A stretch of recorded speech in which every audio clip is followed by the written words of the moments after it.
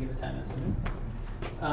And after that, the rest you'll do is problems on developing unit tests, getting it to work in one of the unit testing frameworks, and if there's time, getting it to work on Travis so that you can test your neighbor's contribution to your repository. So this will build just like the documentation section we're going to do tomorrow. This will build on the repositories you've already made, so you will have an opportunity to use those further. So just keep that in mind. All right, so testing.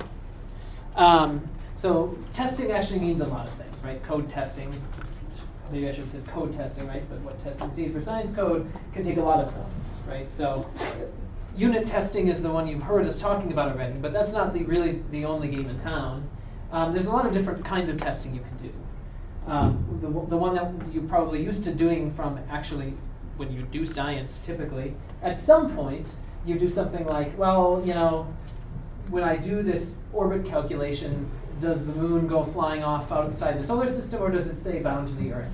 Right? That's a test. That turns out to be a code test in the sense of it sort of being a functional test. Does the code do what your instinct says it should do in this sort of broad brush, beginning to end? Or maybe one fixed specific example that you know should happen. Right? So that's, at least in some corners of the world, called functional testing. Another way of looking at it, which is sort of subtly different, is results-oriented testing, right? Which is very, very similar to the idea of functional testing, but is really based on this more like this question of, you know, I know if I put in 3, I should get 6. Let's just test that, right? So that's still given the whole code base, right? If you have something where the whole purpose of this thing is to spend hours computing, given input 3, the output is 6. So the testing we're talking about here is something that's called unit testing, which is not quite the same as these, which are based on the entire repository or code project as a whole, but rather specific bits, right? Like if you've taken your code and divided it into a dozen functions, unit testing lets you ask, does this one function give me something I expect when I call it with something that makes sense, right? So unit testing is called unit testing because what you're doing is you're trying to subdivide your code into modular little units and then test those one at a time as a way to sort of keep the problem small, right? Because if you spend a year working on some orbit integration code, you run it, and the moon goes flying off and isn't bound to the Earth or Sun for that matter, probably will take you another year to figure out where the bug was.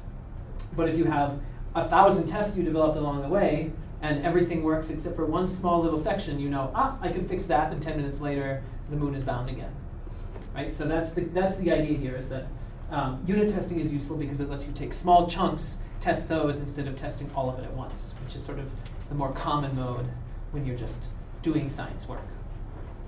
So that's why most of what we're talking about today is called unit testing. It's based on unit testing.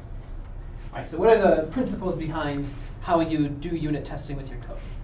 So the first one, which is, like many of the things I've been telling you all this time, rather squishy, but is still useful advice to keep in mind. Whenever you write some sort of chunk of code, which is intentionally vague, you write a corresponding unit test. Right? So chunk, it's hard to tell what chunk is supposed to mean. Right? What it does mean is you need to have some form of modular code. You need to be able to take your code, cut it into pieces, and say, all right, I've got a chunk that's small enough that I can test that chunk on its own. Different kinds of science code lend themselves better or worse to this, but the basic idea is this, that whenever you have something you can subdivide into a small enough chunk that you can test it, write a test for it. Along those lines, you also want to make sure those tests are specific enough that they're useful, right? So on one hand, is the moon flying off is a useful test because it's very specific, but if your test is just, did any number get output, that probably isn't going to help you very much because that doesn't tell you whether it was the right number or not, right? And you also want them to be very specific in the sense of being, all right, I ran this function with this input, it gave 5. I ran this function with this other input, it gave 6. It matters that those are different, right? That's what I mean by fine range, that you want to make things as specific as possible and at the same time as sensitive to different inputs, because that'll let you determine if the code is changed somewhere else down the line, whether those particular inputs continue to work correctly. This I can't stress enough because it's really, it's sort of one of the key ways to keep things up to date. Whenever you do find a bug, because you invariably find bugs, that's a great time to write what you call a regression test. So that's basically where you find a bug, you see the bug, you write a test that reproduces the bug, basically. Whatever the bug was, where you're running it for your calculation, you get out the wrong answer, you're like, oh, that's weird. Ah, I see, there's the problem. Don't just fix it. Instead, write a little test that tests that particular bug and sees whether it's happening. It will fail when you first write it. Then you fix the code, and then it will pass. But invariably, you're going to see that bug again, right, in some form or another, if anyone else fiddles around with the code. But once you've got the regression test in there, you know you've got to check for it. So you don't have to worry again that the bug will resurface, because that's what they do. I see that living in Baltimore where there's a lot of cockroaches. Yeah, right. And the other critical thing to remember about tests is that they're useless if you don't run them, right? So the continuous integration thing I'm going to talk about in a bit is a way to run them all the time, essentially. But if you're not using that, you want to try to make sure you run your testing suite often enough that it doesn't, start accumulating gajillions of errors. And then, well, what was the point of doing it in the first place if you weren't looking at it? All right, so those are sort of my guidelines for how to sort of keep yourself on top of your unit testing. That's pretty abstract, though, so I want to just give you a very simple, specific example of what a unit test might look like. So here is a function that does something, right? Here's a Python function that follows a procedure, right? You don't need to worry too much about the details, other than that it follows a procedure that's predictable. A unit test for this might look something like this, right? This assert statement basically says, is the thing that comes after assert true? If it is, continue merrily along my way. But if it's false, stop and throw an exception. So this is the essence of most unit tests, is that they take something that's very small, a very specific chunk, right? If I take this function and run it with this input, do I get the right output? And ask, if I do, this is true, and we're happy. If this is the wrong output, then these are not equal. This expression turns out to be false, and the assert raises an error. So that's the essence of a unit test. This is a more complicated example of a unit test. If you stare at this for a while, you might recognize that there's actually a pattern you get into that once various inputs get you to a point where eventually it starts looping through a sequence of 3. And that's what this code is doing, is it gives you some weird random arbitrary input, runs it a few times, and then just runs it 3 times and makes sure after the 3rd time you're where you started. Right? So it's more complicated in what it does, but it's testing this conceptually simple thing that this seemingly complicated function has at least one pattern that you understand. That if you run it 3 times in a row, it always goes back to where it started. And it just checks that that's true. If you were to go and just add a single character in here somewhere, that property would no longer be true, and this test would fail. So if you have somebody editing your code, and they go in and they accidentally make a change to this file because their finger slipped when they were scrolling down with their editor, you will catch that in a way that you would not do otherwise if you didn't have a test. So that's the essential idea. All right, so how do you actually do this, right? You can write just functions to do this, but that becomes pretty awkward after a while. So there are frameworks for doing unit testing that sort of let you automate this process or make it just easier to keep your head wrapped around all your different unit tests. So I'm showing you the 3 most prominent ones in the Python ecosystem here. There's a gajillion other ones in all kinds of different languages because software engineers love unit tests for good reason. But these are the prominent ones in the Python ecosystem. So the first one is this. This is actually part of the Python standard library. It's called, quite logically, unit test. I would say you don't want to use that one, though. You can. It works. It's just really kind of cumbersome, complicated, and awkward to use because it was built off of Java. So Java sort of pioneered this idea of unit testing. And the Python interface is designed to look a lot like the Java one. And Java is not Python. And there's a sort of impedance mismatch going on there. So these projects that were built after the unit tests package was developed are much simpler to use, as you'll see in just a minute, They're actually very straightforward. They're just, you write a couple functions, and then they do their magic. I'm going to focus mostly on this one, because these two are basically the same in almost every way. I'll describe in a minute some of those minor differences, but I favor this one for reasons I'll explain in just a moment.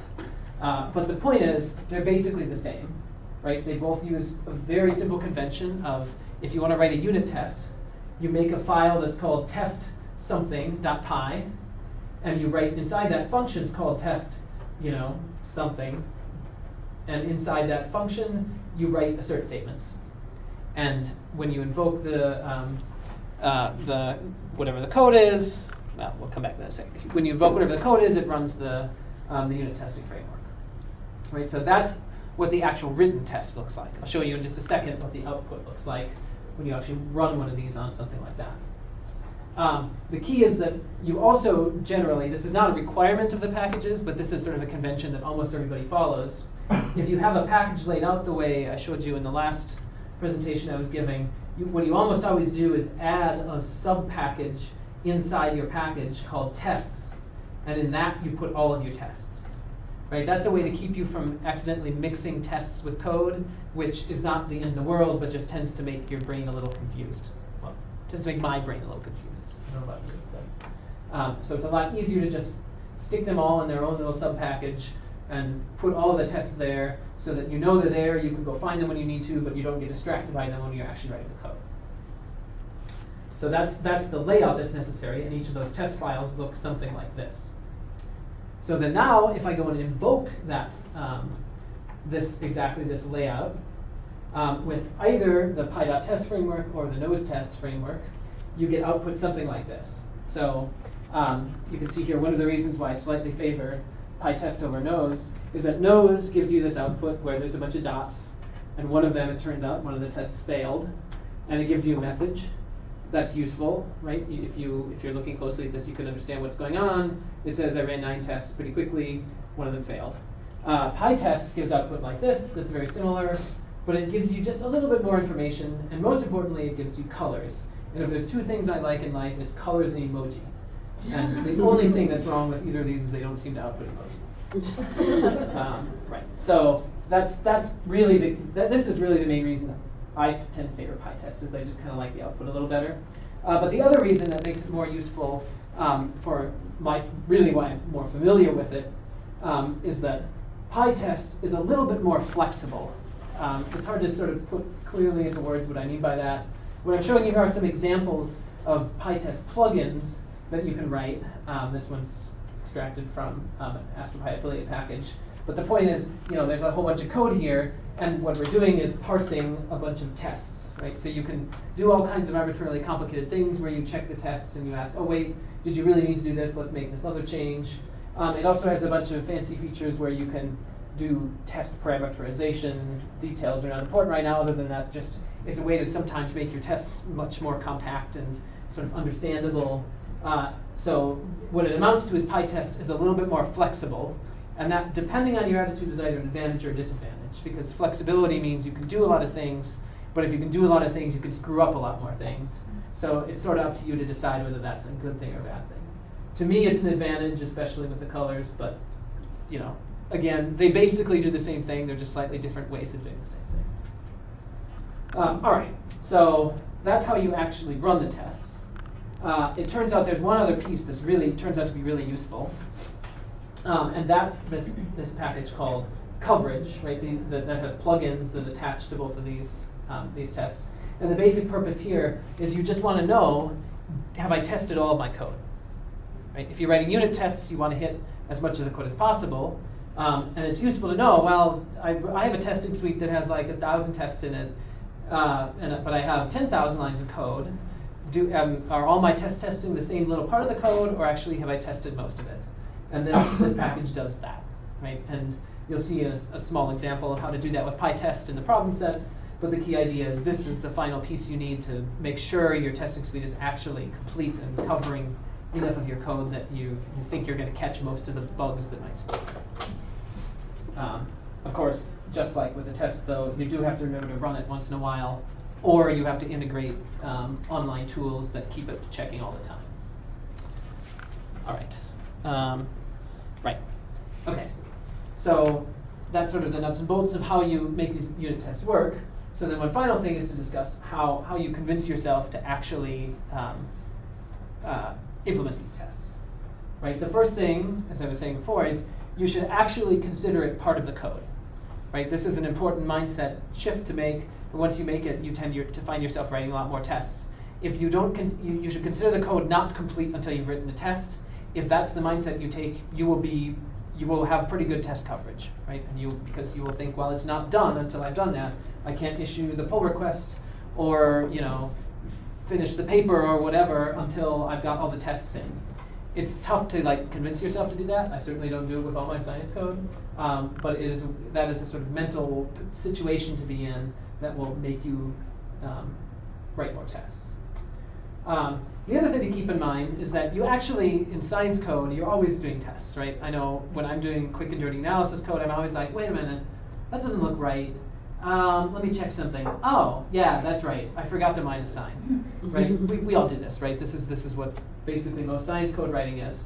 If you just take that and put it, call def test something and stick that code there, you just wrote a test, right? Just remember to copy that stuff you do quick and dirty over into the testing framework, and you've got your testing suite right there.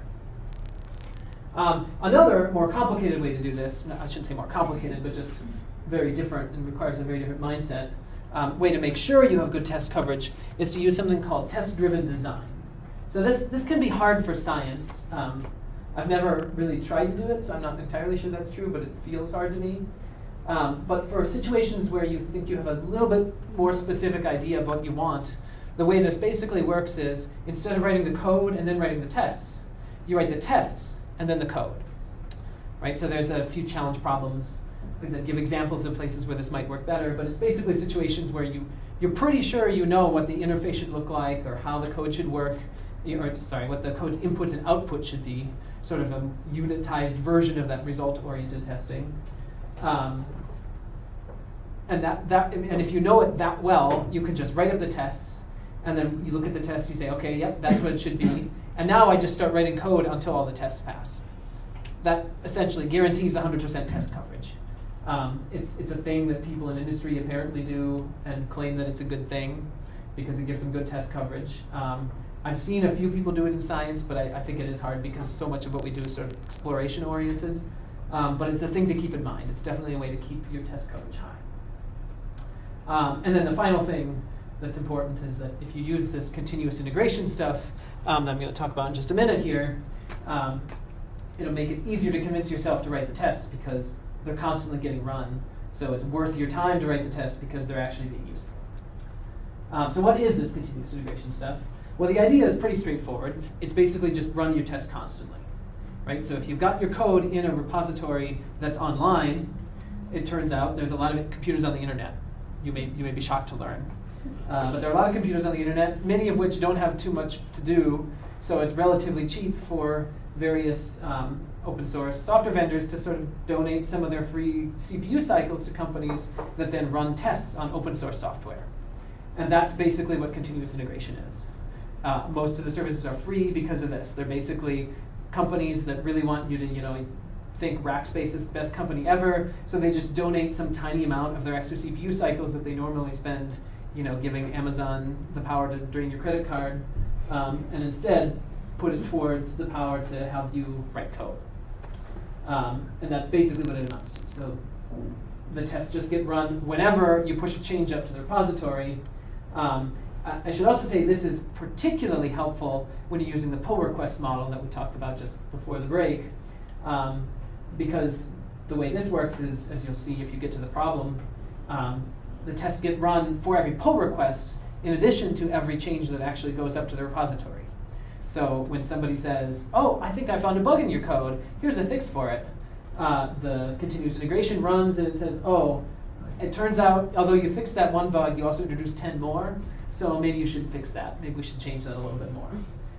That's the key magic here, is that that then encourages you to write more tests because you'll catch all of those bugs when random well-meaning people accidentally contribute slightly buggy code. Let's see, yeah. So there's a lot of ways to do this. So continuous integration is a huge thing in software engineering. There's a gajillion services out there to do it. I'm showing you here just the key ones that I know of that work well. Python, really. Travis is the one we're going to be talking about, just because it happens to be, I think, in some ways the easiest one to use with GitHub.